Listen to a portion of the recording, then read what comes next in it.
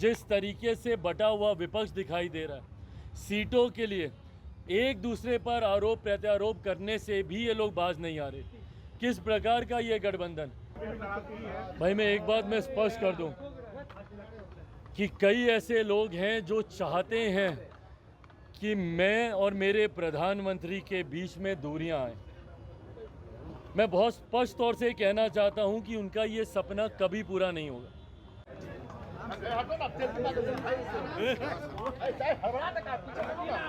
आ जाए, एक ही बार आ जाए।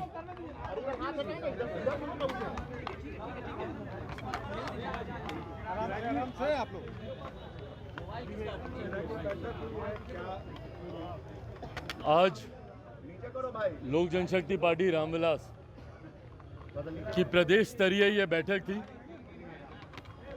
ये जानकारी पार्टी पहले ही साझा कर चुकी है कि आगामी 28 नवंबर को पार्टी के स्थापना दिवस के दिन पार्टी पटना के गांधी मैदान में एक बड़ी रैली का आयोजन करने जा रही है। एक लंबा समय हुआ जब हमारे नेता आदरणीय रामविलास पासवान जी थे, उस वक्त पार्टी ने आखिरी बार गांधी मैदान में बड़ी रैली का आयोजन किया था। उसके बाद इस बार हम लोग ये आयोजन करने जा रहे हैं। चुनावी वर्ष भी है। अगले साल लगभग इस समय तक संभवतः नई सरकार का गठन हो गया होगा। ऐसे में गांधी मैदान से चुनावी शंखनाद की भी ये शुरुआत होगी। गांधी मैदान की रैली के बाद लोक जनशक्ति पार्टी रामविलास पूरी तरीके से चुनावी मोड में आ जाएगी। प्रत्याशियों के चयन की, सीटों के चयन की ये तमाम प्रक्रियाएं इस रैली के बाद शुरू हो जाएंगी।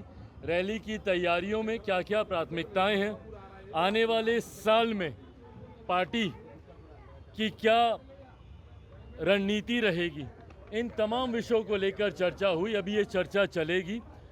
हमको दिल्ली वापस जाना है, मंत्रालय का कार्य है, पर अभी ये बैठक कुछ समय और चलेगी और तमाम लोगों को जिम्मेदारियां तय कर कर जवाबदेही बांधने की सोच के साथ आज का ये कार्यक्रम बुलाया गया था। झारखंड चुनाव को लेकर कोई नाराजगी आपकी तैयारी मंत्री सीटों की थी और दूसरा सवाल इलेक्टोरल यूनिटी, चाहे आरक्षण चाहे वक्फ बोर्ड का मुद्दा हो, कई मुद्दों पर आपका सरकार से अलग स्टैंड रहा है, तो क्या अभी भी नाराजगी है? भाई मैं एक बात मैं स्पष्ट कर दूं कि कई ऐसे लोग हैं जो चाहते हैं कि मैं और मेरे प्रधानमंत्री के बीच में दूरियां आए।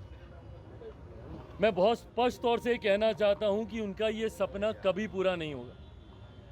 मैं मेरे प्रधानमंत्री से किसी भी तरीके के विवाद में जाऊं, ये संभव ही नहीं। मैं भी कई जगह देखता हूं कि झारखंड को लेकर एक सीट दी तो चिराग पासवान नाराज हैं।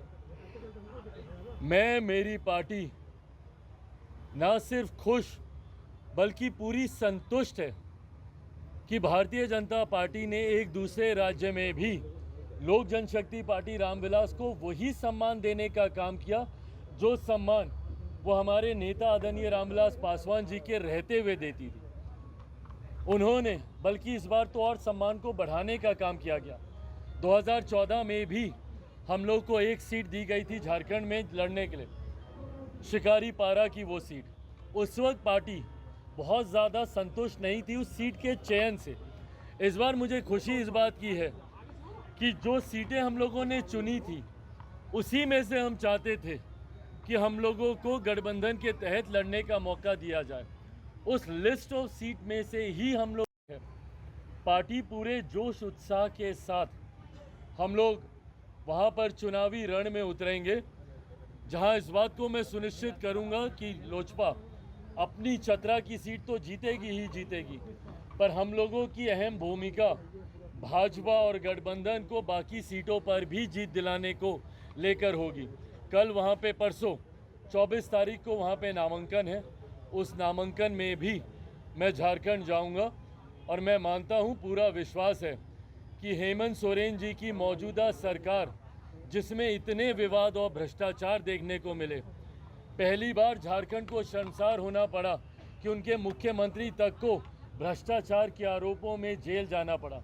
जिस तरीके से बटा हुआ विपक्ष दिखाई दे रहा है, सीटों के लिए एक दूसरे पर आरोप प्रत्यारोप करने से भी ये लोग बाज नहीं आ रहे।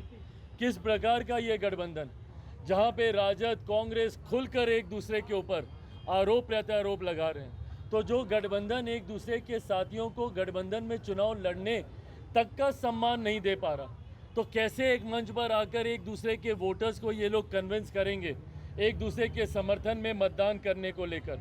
मैं मानता हूँ तथाकथित इंडी अलायंस की एक बड़ी हार, जैसे हरियाणा में देखने को मिली, एक बड़ी हार झारखंड चुनाव परिणामों के बाद देखने को मिलेगी और एक मजबूत एनडीए की सरकार जो आज की तारीख में ज़रूरत है झारखंड के विकास को लेकर, वो सरकार हम लोग झारखंड में बनाने जा रहे हैं, इसमें कहीं कोई संदेह नहीं। Thank you.